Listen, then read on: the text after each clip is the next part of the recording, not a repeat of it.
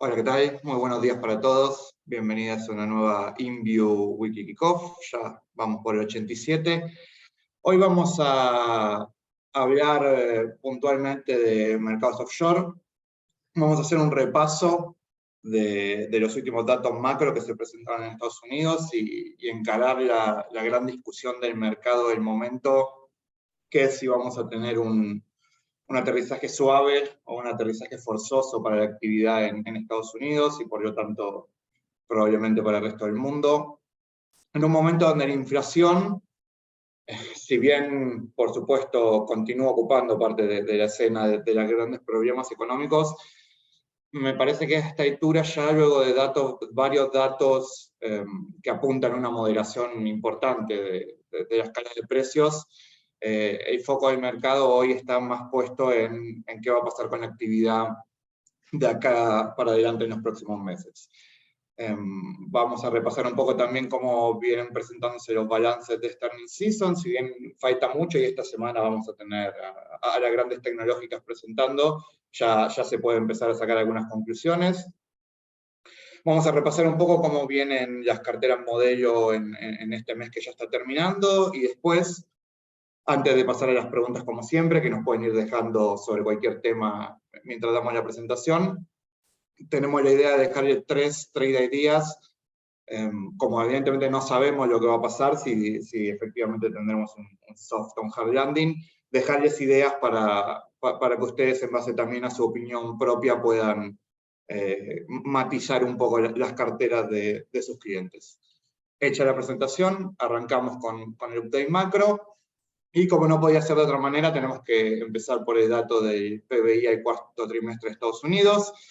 El dato estuvo mejor de lo esperado, marcó un crecimiento anualizado de 2,9% contra un 2,6% que se esperaba, pero también una desaceleración desde el 3,2% previo. Pero obviamente siempre lo más importante es el dato contra lo que se esperaba, porque lo que se esperaba es de alguna manera lo que estaba preciado por el mercado hasta ese momento. Siempre es muy interesante para el caso de dato de PBI de cualquier país, analizar la descomposición y ver qué es lo que está ahí traccionando y qué es lo que está haciendo de contrapeso. Y si miramos este último dato en particular del cuarto trimestre, vemos que tanto la inversión privada como las exportaciones lastraron la lectura. De hecho, la inversión privada restó 1,2% al dato anualizado que se presentó. Y en cambio los drivers positivos pasaron por el consumo privado, que es el gran motor de la economía norteamericana. Siempre recuerden que 65-70% del PIB norteamericano es consumo. Tuvimos también un gran aporte de los inventarios, lo cual no es tan positivo como parece, porque puede ser que los grandes retailers hayan esperado una temporada navideña mejor de la que tuvimos, y entonces ahora tengan un exceso de inventario que probablemente lleve a liquidaciones, lo cual a su vez ayuda a moderar la inflación. Esto es una dinámica que ya hemos comentado varias veces. Importaciones y gasto gubernamental también empujaron, pero bottom line, lo importante es que la economía norteamericana sigue sólida, de hecho sigue más sólida de lo que se esperaba, y no solo podemos ver en el dato del PBI, sino que también los datos de empleo que se presentaron fueron bastante más sólidos de lo esperado. Las solicitudes de desempleo semanales, que es un dato de alta frecuencia que sigue todo el mundo, estuvieron por debajo de las 200.000. La tasa de desempleo está en el 3,5%, que es prácticamente pleno empleo.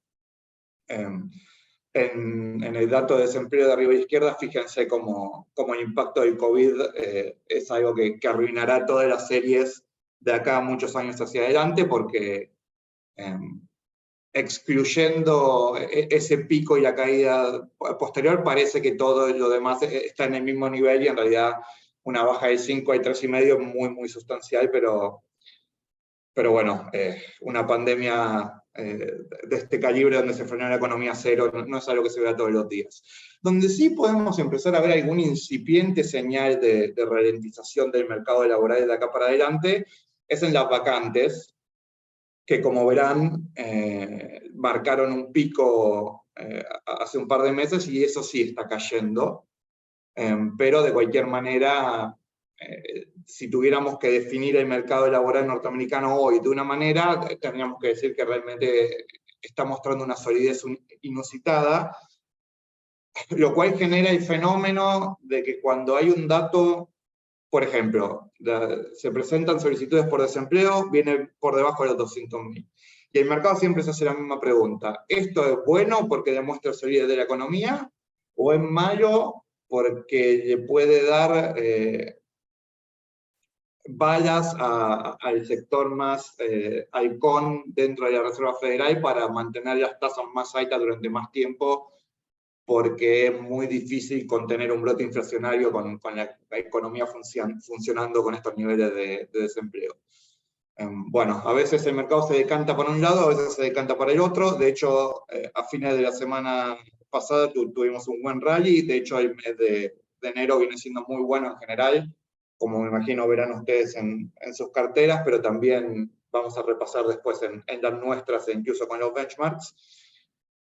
Pero hoy, por ejemplo, vemos una caída esperada en la apertura de los índices norteamericanos del 1 a 1,5%, hace un ratito que miré, y nadie tiene muy claro por qué. De hecho, si miran los grandes portales, no hay explicaciones directamente. Y me parece que un poco es este juego del mercado donde que la actividad esté firme, bueno, pero no tanto, porque podría generar un nivel de tasas aún superior, y un poco en ese ida y vuelta es donde estamos viendo mucha volatilidad y donde vemos papeles muy grandes que acumularon caídas del 70-75%, Tesla por mencionar uno, o Netflix, o el mismo Meta, pero desde ahí vimos rebotes de ya del 50-60% acumulado. Entonces esta dinámica donde a veces las buenas noticias son buenas, pero a veces también pueden ser malas, si les genera confusión, créanme que no son los únicos, pero hasta que no se decante la economía norteamericana y tengamos un poco más claro cuál va a ser el panorama de actividad, digamos, en el segundo semestre de este año, son vaivenes a los que nos vamos a tener que acostumbrar. Ahora, yo les comentaba, se ve muy firme el mercado laboral ahora. Paralelamente a eso, vemos todos los días que hay una nueva empresa grande, reconocida a nivel mundial, anuncia despidos. Donde más se vio esto claramente es en el sector tecnológico, donde ya acumulamos unos 60.000 despidos anunciados en lo que va de este mes, lo cual claramente no es poco y marca una tendencia. Y cuando uno lo mira, desmenuza un poco, bueno, estos despidos, quiénes los están haciendo y por qué, nos encontramos con varias tendencias interesantes. Lo primero que me parece que es muy válido aclarar es que el puntapié, digamos, de estos despidos los dieron las tecnológicas. Los grandes nombres de la industria como Alphabet, Meta, o Amazon o Microsoft, todos anunciaron recortes superiores a los 10.000 empleados. De hecho, varios de ellos ya anunciaron más de una rueda de recortes. Y me parece que en las tecnológicas vamos a pintar obviamente con una brocha muy gruesa, y no siempre va a estar al detalle, pero la sensación que tenemos todos, y que lo comentan los propios CEOs en los calls, es que toda la industria tecnológica tuvo un boom muy importante durante el proceso de la pandemia, por obvias razones, lo cual los llevó a extrapolar unas proyecciones de crecimiento futuro que luego no terminaron materializándose, y quedaron con plantillas sobredimensionadas, e incluso con espacio físico sobredimensionado para el volumen que hoy están viendo y que esperan para el resto del año. De hecho, por ejemplo, Google, que es lo que está marcado abajo en rojo, despidió a 2 docenas de masajistas terapéuticos que tenían contratado para su casa matriz. ¿Por qué recalco esto? Porque también me parece que había cierto nivel de exceso en las plantillas, y es saludable que eso se corrija. En un momento donde los accionistas empiezan a ver cómo los márgenes se comprimen, es lógico que se proceda a hacer cierto control de gastos que en los periodos de expansión más optimistas, por supuesto, no parecen tomar demasiada raíz. Pero el segundo punto que me parece muy significativo es que si bien esto comenzó en el sector tech y luego los bancos también tomaron la posta porque en un mercado más acotado, con tasas más altas, es lógico que sufran las unidades de trading, las unidades de colocación, las unidades de emisión de deuda, por lo tanto era lógico que los bancos también reduzcan su cantidad de empleados en esas áreas, pero lo que estamos viendo ahora es que estos grandes anuncios de despido de miles de personas de una sola vez se están expandiendo al resto de la economía norteamericana y a industrias que son relativamente resilientes, como por ejemplo acá traje algunos ejemplos, Dow Chemical, IBM, que si bien es tech, me parece que es un tech muy distinto al de Alphabet hoy en día, SAP, lo mismo, Goodyear, que fabrican neumáticos, es decir, los CEOs de las compañías nos están no solo diciendo en sus earnings, sino en la práctica con sus decisiones, mostrando que esperan un año difícil. Por lo tanto, la fortaleza que demostró la economía norteamericana hasta ahora, y que vimos en los últimos datos, que por su naturaleza cubren hasta diciembre, que hoy estamos terminando enero, la gran pregunta es si la economía norteamericana no venía más fuerte, pero estamos justo en este momento en el giro hacia una recesión de magnitud a determinar. Y si uno empieza a mirar, encuentra muchísimos indicadores que apuntan en este sentido. Por ejemplo, las provisiones para pérdidas crediticias en los grandes bancos norteamericanos han subido significativamente en el trimestre pasado. De nuevo, el COVID arruina la serie y empareja mucho los demás datos, pero fíjense cómo hay una tendencia clara a que los bancos empiezan a provisionar en sus hojas de balance los problemas que ven en su cartera de préstamos otorgados. Obviamente la curva está invertida hace rato y está muy invertida. Después volveremos sobre eso, pero eso es una señal clara de problemas hacia adelante.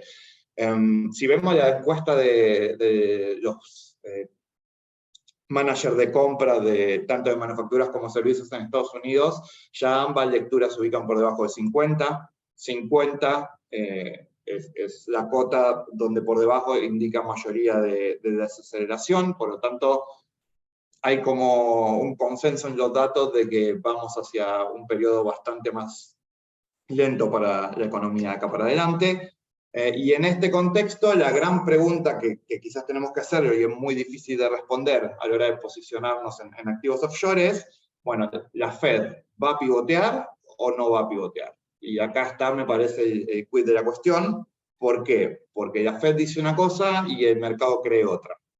Entonces, acá hay un rumbo de colisión donde generalmente el mercado suele salirse con la suya, pero tampoco está garantizado. ¿Por qué digo esto?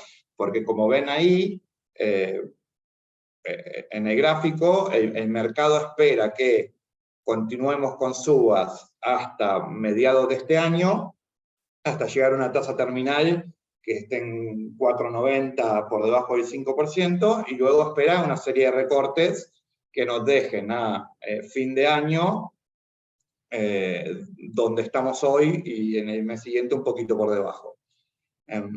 Contra esto, ¿qué dice la Fed? La Fed dice que, escuchamos varios miembros hawkish del comité de la Fed, como Bullard, diciendo que no espera ningún recorte en la tasa, que espera subir la tasa quizás 2 incrementos más de 25 basis y luego mantener las tasas altas durante todo el año. ¿Por qué el mercado difiere? Bueno, yo creo que el mercado hace una lectura más optimista de la inflación y ya lo da como un tema controlado. Y por el otro lado, el mercado está esperando que el impacto económico sea más fuerte quizás del que la Fed espera y por lo tanto se vea, entre comillas, obligada a reducir las tasas para, sin descuidar el frente inflacionario, tampoco inducir a la economía a más daño del estrictamente necesario, justamente porque el mercado cree que la inflación ya está bastante controlada y que no es necesario una política tan restrictiva durante tanto tiempo.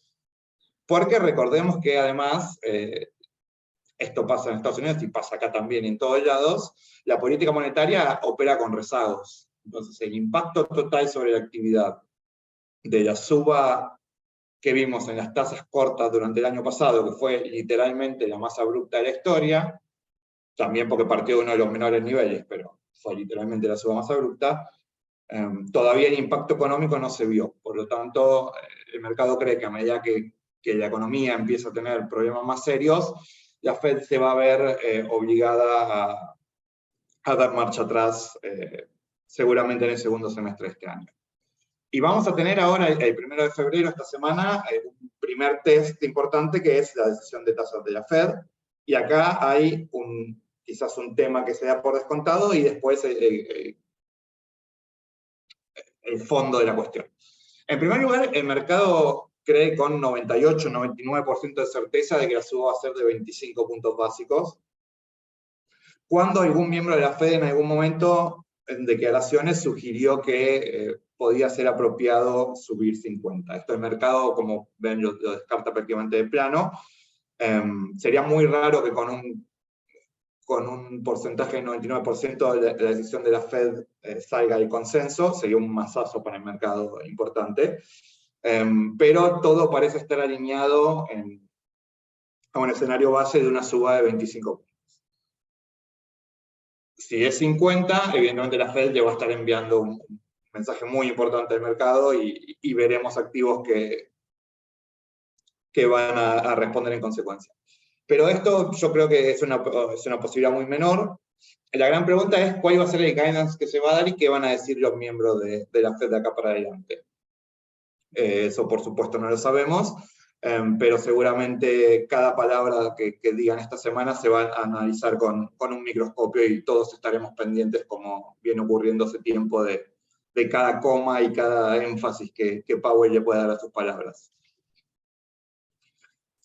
Otra muestra de que el mercado espera el pivot de la Fed lo podemos ver en la estructura de tasas de los treasuries, donde si bien acá estamos comparando la curva de treasuries a fin del año pasado con la que teníamos el viernes, y fíjense que si bien las tasas cortas de hecho subieron, pasaron más o menos de 4.10 a 4.60, reflejando que la Fed va a continuar haciendo una o dos subas empezando esta misma semana, pero por otro lado las tasas largas cayeron bastante. Fíjense, por ejemplo, en el plazo de 10 años, que es muy usado, más o menos bajamos de 3.90 a 3.50, ahí hay 40 puntos básicos, que es realmente muchísimo, que de nuevo expresa esta idea del mercado de que la inflación es un tema dominado y que muy rápidamente la Fed va a tener que virar a hablar sobre actividad y ser un poco más acomodaticia en sus políticas. Obviamente esta baja de las tasas largas tuvo un impacto muy fuerte sobre los precios, como vamos a ver ahora en un ratito. Y este line es parte del pivot y parte no, pero es interesante notar cómo los spread high yield, que es un sector que nosotros por el momento no venimos recomendando, quienes nos escuchan seguido saben que nosotros recomendamos ya hace varios meses la curva de grado de inversión de corps norteamericanos, que de hecho ha comprimido bastante bien.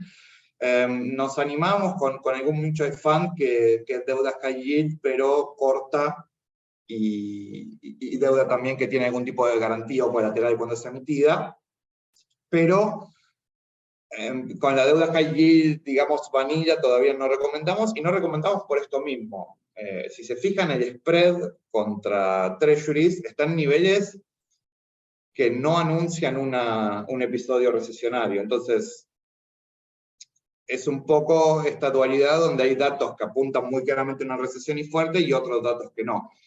La deuda high yield parece estar priceada para una economía que no va a sufrir grandes problemas, porque justamente cuando la economía entra en una recesión fuerte, los emisores con peor calificación crediticia son, por razones obvias, los que más sufren primero. El problema es qué pasa si están equivocados. Bueno, deberíamos ver un spike en estos spreads, y por eso es un asset class que por el momento esquivamos. Yendo a lo que se presentó de earnings hasta ahora, porque si bien también esta data del lagging no deja de ser muy importante, y haciendo la salvedad que todavía faltan presentar varias de las compañías más grandes, usando datos de la gente de FactSet que se dedica a esto, podemos ver, por supuesto, por ejemplo, de S&P 500, qué porcentaje de las empresas que presentaron incrementaron en el cuarto trimestre de 2022 su margen de ganancia con respecto al mismo trimestre de 2021, porque por motivos estacionales tiene mucho sentido comparar trimestre contra trimestre interanualmente y no secuencial, por supuesto. Y acá lo que vemos es que los únicos dos sectores que por ahora tuvieron en su mayoría incrementos en el margen son los sospechosos de siempre, energía y utilities, que hace rato que venimos mencionando que son los sectores que mejor vienen performando dentro del S&P 500, y que, aunque hayan subido mucho, según muchas métricas de evaluación, continúan siendo los más baratos, y por ejemplo por eso continuamos teniendo XLE en nuestra cartera moderada. Bueno, esta es una de esas métricas. Los que vienen incrementando su margen de ganancia son ellos. Y después en la mayoría de las empresas vemos que evidentemente hay presiones, sea por la inflación, sea por las cadenas de suministro, sea por las plantillas y demás excesos cometidos durante un periodo que parecía más promisorio, pero en la mayoría de las empresas están viendo bajo presión sus márgenes de ganancia. Un comentario casi al margen que me pareció muy interesante, porque es algo que sabemos, pero es ponerle un número sirve. El S&P en su 500, en su conjunto, deriva 40% de su facturación del mercado internacional y 60% del mercado norteamericano. Esto es importante tener en cuenta, primero porque muestra que si todo el mundo sufre, Estados Unidos, por más que su economía doméstica funcione mejor, las ganancias y la facturación también se van a resentir, porque grandes empresas como Meta o Google o Microsoft obviamente venden en todo el mundo.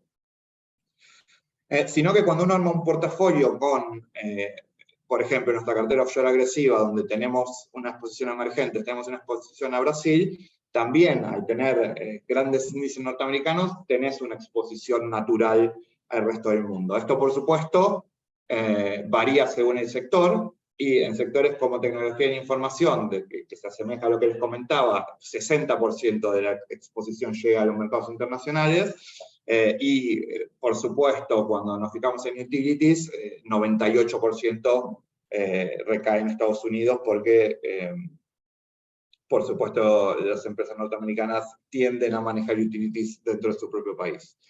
Y el otro dato que les quería mostrar es el guidance, que esto sí me parece más interesante a la hora de mirar qué pasa de acá para adelante. Por ejemplo, todas las empresas de servicios de telecomunicación, que es un sector muy grande dentro de S&P, tuvieron guidance negativo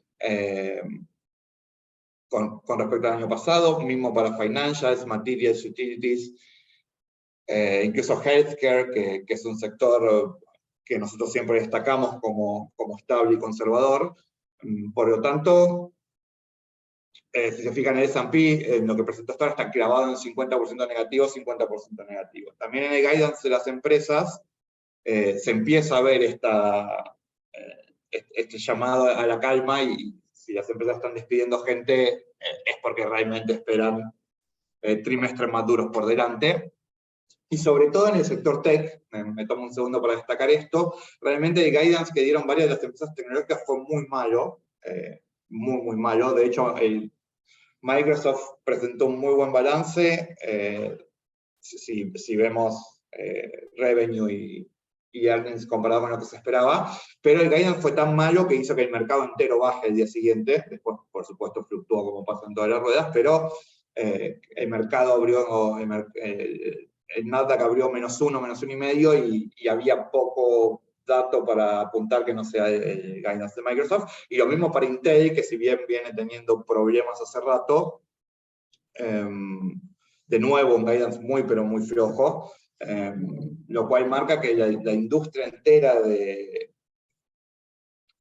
los electrónicos de consumo, también en este barco podemos sumar a AMD, a Nvidia, pasó de un momento donde su capacidad instalada prácticamente no daba abasto para satisfacer la demanda, y por lo tanto actuar en consecuencia y expandirse, a un momento donde hay una burbuja de aire de consumo y de repente sobran stocks por todos lados y se ralentizan mucho las ventas de acá para adelante.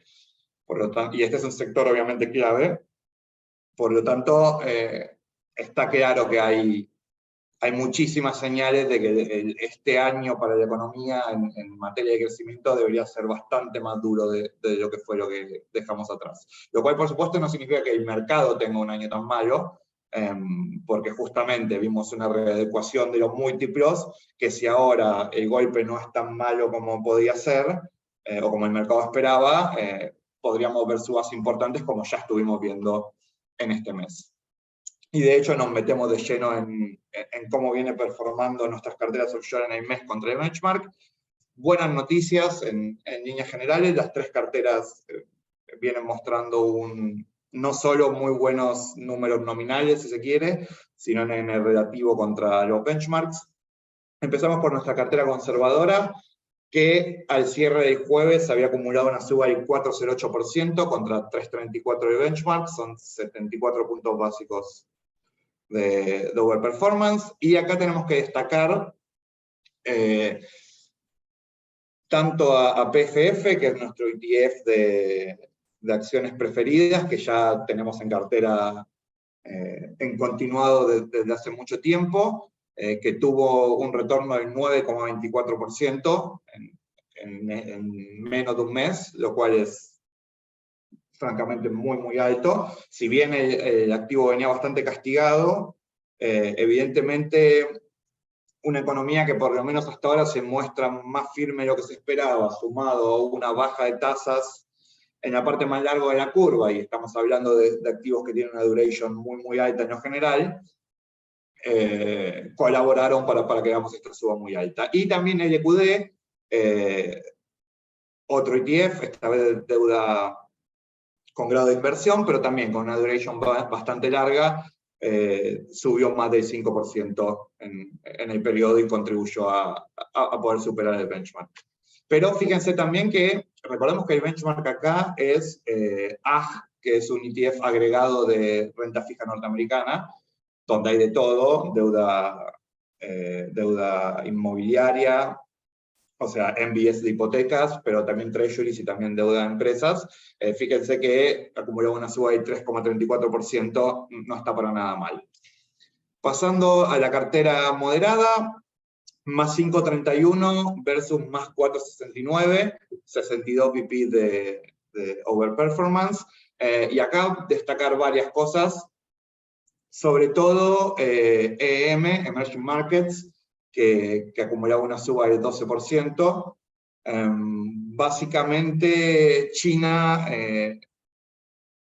tras la reapertura intempestiva, digamos, de su política de COVID-0, sumado a algunos otros cambios regulatorios ejecutados y o rumoreados en estudio, han apuntalado las acciones chinas, que por supuesto componen el porcentaje de la primera minoría dentro del índice EM, lo mencionado en PFF, pero también, por ejemplo, Iron Mountain, nuestro rate más conservador, subió más del 7,5%, sector energía casi 6,5%, financials casi 6%, y hasta el Russell 1000 Value subió 4,80%.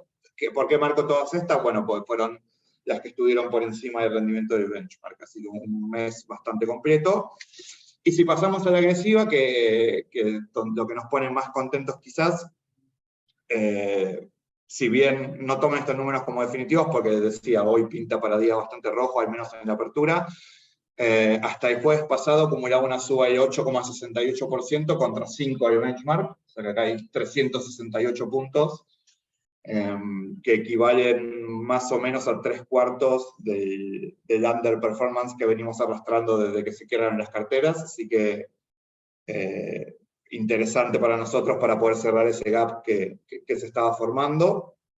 Y acá tenemos que destacar prácticamente toda la composición, si vamos a marcar que estuvo mejor que el benchmark. De hecho, salvo Mega Health Investors, que arrancó con muy malas noticias por un downgrade de un banco de inversión, todo el resto de los papeles estuvieron mejor que el benchmark en lo que va del mes, por eso tan llamativo la diferencia en el rendimiento. Tenemos que destacar a Meta, que subió más del 22%, que les comentaba, es una de las grandes tecnológicas que cayó muchísimo desde máximos, pero que si miramos solo en enero, y si sumamos un par de meses hacia atrás, después de haber marcado piso, ya acumulan subas porcentuales muy significativas. Acá obviamente hay un efecto matemático. Si algo cae 70% y valía 100, pasa a valer 30, puede subir 100% y recién estamos en 60 y seguimos 40 abajo desde máximos. Para quienes compró desde 100, recuperó un poco, pero para quien aprovechó precios en pisos para incrementar posiciones, es un rendimiento realmente más que bueno. URA, nuestra apuesta al uranio, subió también 13,2% en lo que va del mes. URA es volátil por naturaleza, medido por volatilidad, es el activo más volátil que tenemos en las carteras, pero hay cierta lógica que nosotros también venimos comentando cuando vemos noticias de ese sentido en los dailies. Nuestra apuesta por URA es una apuesta de energía nuclear, porque el uranio no tiene muchos más usos que no vengan por ahí.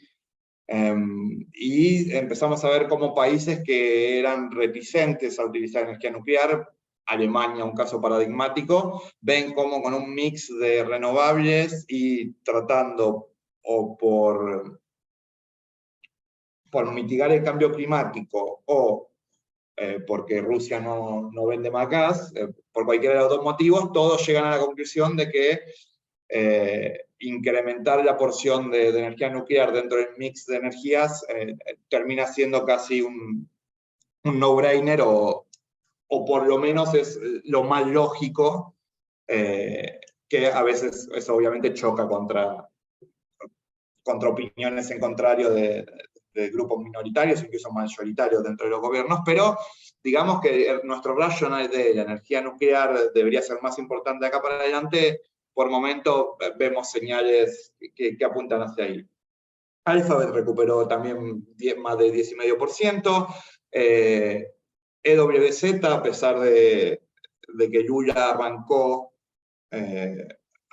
con algunas declaraciones quizás no demasiado felices para lo que el mercado preferiría, incluso hablando de la independencia del Banco Central, e incluso tuvimos ese episodio de fin de semana que todos recordarán, fíjense, casi 9,5 en el mes. Por eso nosotros cuando apostamos a Brasil, apostamos al largo plazo y a evaluaciones que hacen sentido y una macro ordenada. Sabemos que va a haber ruido político. Si no lo hubiera, EWZ no estaría en los valores donde está. Pero en general, TLT, por ejemplo, TLT, recuerden, son treasury de más de 20 años, que también es que va con nuestro view de tasas largas que deberían aflojar. Fíjense también, casi 7,5 en el periodo, estamos hablando de renta fija pura y menos de un mes.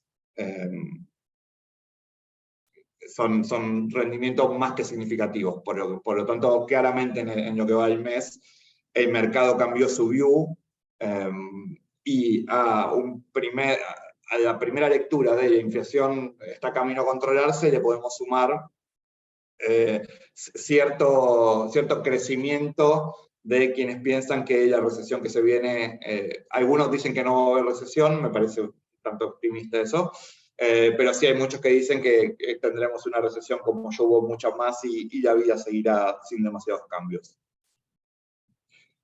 Ahora bien, tratamos de presentarlo obviamente de manera esquemática porque tenemos un ratito nada más juntos. ¿Por qué mucha gente piensa que la recesión va a ser suave? ¿Por qué mucha gente piensa que la recesión va a ser fuerte? Obviamente no sabemos qué va a pasar, nadie lo sabe. el mercado es la opinión agregada de todos, pero después la realidad puede diferir. Por lo tanto, para cerrar y pasar a las preguntas, nuestra idea es dejarles 3 trade ideas para cada uno de estos 2 escenarios arquetípicos, digamos, que se pueden presentar, y también intentamos que no sean activos que ya estén en las carteras, o activos que ya vengamos recomendando, como para también incrementar el pool de opciones totales, y que siempre ustedes después elegirán lo que les gusta o no, pero siempre tener más alternativas, en principio nos parece que suma. Por eso arrancamos con ideas para una economía que no termina sufriendo tanto como hasta hace no mucho se esperaba. Acá el primer ETF que queremos mencionar es PHIL, que básicamente es exposición global a los productores de petróleo. Es muy similar a XLE, que ya están todos acostumbrados, con una simple diferencia. XLE es 100% Estados Unidos, PHIL es 55% Estados Unidos, 45% resto del mundo. ¿Por qué? ¿Cuál es el racional de este twist? Bueno, que si uno mira las valuaciones de los grandes majors de petróleo, Chevron y Exxon están cotizando con múltiplos más altos que otras grandes de la industria como Shell, Total o BP. Fíjense que de los 5 papeles que mencioné están entre las 6 más grandes de los holdings. Por lo tanto, es bastante lineal la idea que estoy expresando. Es seguir apostando al petróleo, que por supuesto la demanda de commodities en general, mientras menos se resienta la economía, mejor va a andar. Y ahora tenemos el impulso de la reapertura china para apuntar a los precios. Pero básicamente, si uno toma XLE, entre Exxon y Chevron, suman casi la mitad del fondo, y acá suman menos del 30%. Y después tenemos otros productores norteamericanos y varios majors europeos, pero también del resto del mundo. Si se fijan por el split geográfico, atrás del 55 de Estados Unidos viene Reino Unido, Canadá, Francia, India, Australia. Esto te da una exposición mucho más global que solo apuntar a lo que pasa en el mercado norteamericano. Una segunda idea que les quería mostrar es un fondo que obviamente la gestora AllianceBernstein tiene convenio con nosotros, y fue uno de los que quedó fuera del recorte de los 7 mutual funds que presentamos hace un par de semanas como primer pantallazo, que es básicamente un fondo que invierte en acciones norteamericanas, básicamente buscando growth. Si dividimos el mundo en value growth, este es un fondo que apunta por growth. Entre los top coins me parece interesante que Microsoft sea el primero con más del 9%. Microsoft, que salió bastante estos últimos días en las noticias por su apuesta a la inteligencia artificial y demás. Fíjense que el software es 20% del fondo, se suma un 10% de retail y otro 10% de internet.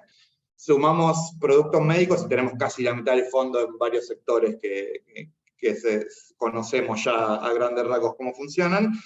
Y me parece un interesante fondo, como otros que ya hemos mencionado, para, si se quiere, posicionarnos de cara a una recuperación en los mercados, que en todo caso sería una recuperación que continúe, porque este enero, como ya vimos, viene bastante bien. Y por último, EMXC, que es otro ETF que básicamente es mercados emergentes ex-China. También ya alguna vez lo hemos mencionado. ¿Por qué? Porque China es el sector de emergentes que más se recuperó, traccionado más por temas internos. Siempre invertir en China, lo que hagamos cada vez que lo decimos, es un riesgo, y continúa haciéndolo ahora. Por lo tanto, esto nos parece una alternativa interesante, una apuesta mucho más profunda por mercados emergentes, donde India y Corea del Sur toman gran preponderancia en el lugar que deja vacante China. Y en todo caso, esto se puede complementar con un picking de China más individualizado, si se quiere. Muchos de ustedes nos están preguntando puntualmente por Alibaba o por JD, entonces quizás en lugar de hacer una apuesta amplia emergentes, en un contexto de economía que se mantiene relativamente firme y los commodities no aflojan, ir por emergentes ex China y en todo caso complementar por fuera de esta selección, si hay interés, nos parece también bastante interesante. Ahora pasamos a ideas para el hard landing, qué pasa si la cosa se complica. Y acá vamos a ser un poquito menos, me parece, originales de lo que vimos hasta ahora, pero siempre es interesante repasar un poco los clásicos. Lo que se cae maduro primero es T-bills, treasuries un poco más largos si quieren, pero me parece que por cómo está estructurada la curva y porque los T-bills cotizan a descuento y no pagan interés, lo cual tiene ciertas ventajas en la mayoría de los casos. Para quien piensa que se vienen los problemas, comprar un T-bill a 6 meses que está rindiendo arriba de 4.80 para desencillar y ver si aclara y bloquear esta tasa por unos meses y después ver dónde conviene hacer el rollover o si sí hay el momento de tomar mayores posiciones en renta variable, me parece muy razonable, y de hecho la curva de T-bills es una de las clases donde más consultas tenemos y constantemente estamos armando portafolios a medida y demás y contestando preguntas. Esto obviamente saben que siempre estamos a disposición para evacuar cualquier duda que puedan tener. Segundo, oro, también de nuevo poco original, pero si realmente tenemos un hard landing de la economía, el oro históricamente ha funcionado muy bien como refugio ante la incertidumbre. Hemos hablado del oro bastante, hemos tomado posición en el oro, le hemos cortado de las carteras porque no respondía como esperábamos dada la coyuntura. De hecho, el año pasado en la cartera conservadora, si bien superamos al benchmark holgadamente, no fue gracias al oro precisamente. No tengo mucho más que comentarles que lo clásico, solamente comentar que el Banco Central chino estuvo comprando bastante oro, lo cual generó un par de cejas levantadas en la industria. Alguna que otra teoría conspirativa de que China en algún momento va a apretar el acelerador por el caso Taiwán, lo cual podría generar que escale la discusión con Norteamérica y haya problemas en la relación dólar-yuan, por lo tanto quieran acumular más oro en vista de eso. Bueno, eso son todas, siempre en los submundos del oro siempre hay teorías de ese calibre. Lo que queda claro es que el precio del oro viene subiendo, estamos en máximo de varios meses, la demanda de un banco central grande siempre ayuda, pero bueno, si la economía se estabiliza, es un escenario. Si la economía realmente sufre mucho, es probable que una posición del 6-8% en oro ande realmente bien dado el track record. Y por último, y fíjense, está más grande la advertencia que los activos, lo más obvio es shortear. Si por lo que comentábamos, el mercado de alguna manera espera una recesión, y eso lo vemos en la curva invertida, por ejemplo, pero espera que la recesión no sea tan grave, que eso lo vemos, por ejemplo, en los spreads high yield. Si nosotros sí creyéramos que la recesión va a ser fuerte, shortear los grandes índices es uno de los plays más lógicos. Hay obviamente una gran colección de ETFs no solo para shortear, sino para shortear por 1, por 2 y por 3, o sea, replicar hasta 3 veces en el sentido inverso la performance del índice en cuestión. Acá, por supuesto, hay derivados implicados, por lo tanto, la cautela de siempre. Y shortear es más complejo de lo que parecería a priori.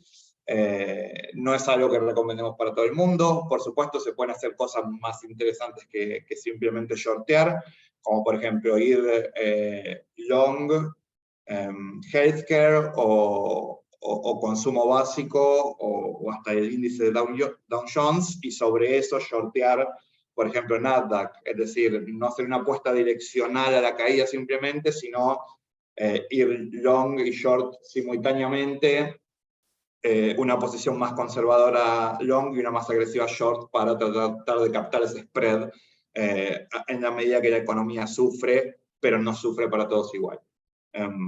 Pero bueno, esto es, repito, no es para todo el mundo. En todo caso, si a alguien le parece interesante, saben dónde encontrarnos y lo podemos charlar más personalizadamente.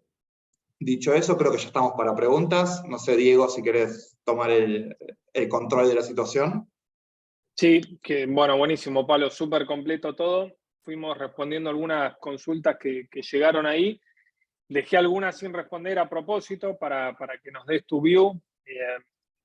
Acá Marco nos pregunta si tuvieran que armar una cartera offshore moderada y agresiva hoy, repiten las mismas apuestas. Yo creo que se está refiriendo a las carteras modelo que seguramente vamos a poner a disposición esta semana, comienzo del mes de febrero.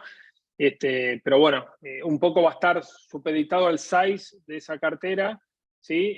Para ver si es necesario armar algo más personalizado. Pero ¿cuál es tu view hoy, Pablo, respecto a la suba que tuvo el mercado de recuperación en enero y si es momento para respetar justamente las carteras modelos que vamos a estar poniendo a disposición para perfiles moderados y agresivos? Bueno, a ver, a grandes rasgos sí, haría lo mismo porque las carteras de hecho las revisamos todos los meses y si creyera que hay que hacer otra cosa, haríamos cambios más significativos, digamos. Es cierto que pensando una cartera para el largo plazo, como son estas carteras, tampoco puedo estar rotando 40-50% de la cartera por mes porque entonces estoy haciendo trading de corto y yo me estaría confundiendo a mí mismo sobre lo que estoy haciendo.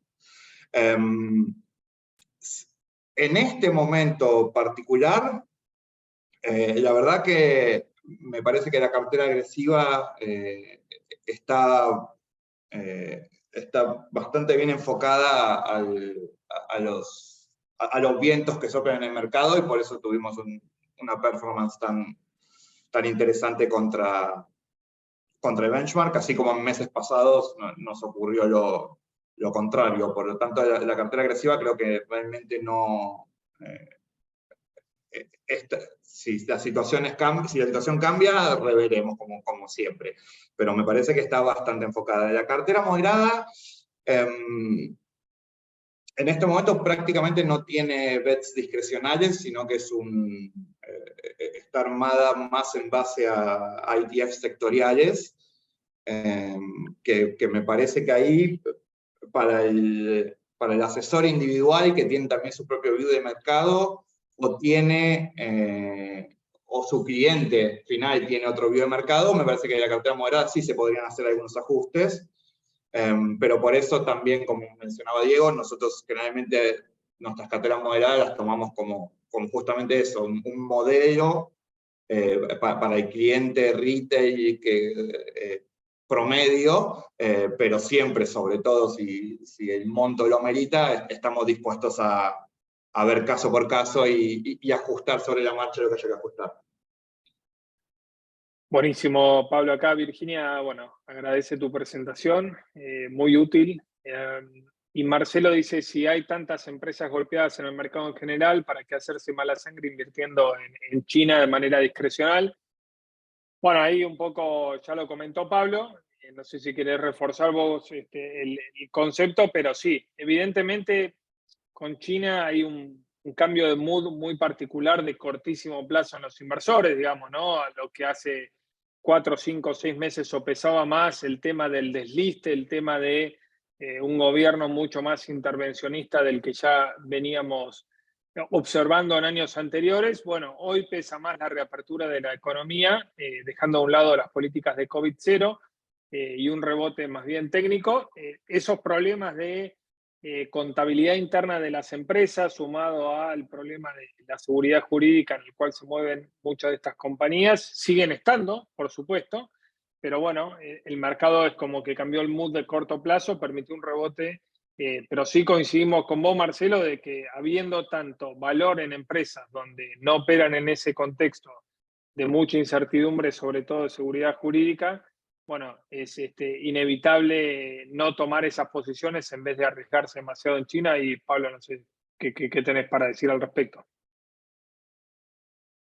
Sí, a ver, entiendo perfecto la pregunta porque yo me he dicho lo mismo a mí mismo por momentos. Decir, bueno, ¿por qué no voy a comprar Google o Microsoft a estos múltiplos y me voy a meter con Alibaba o JD?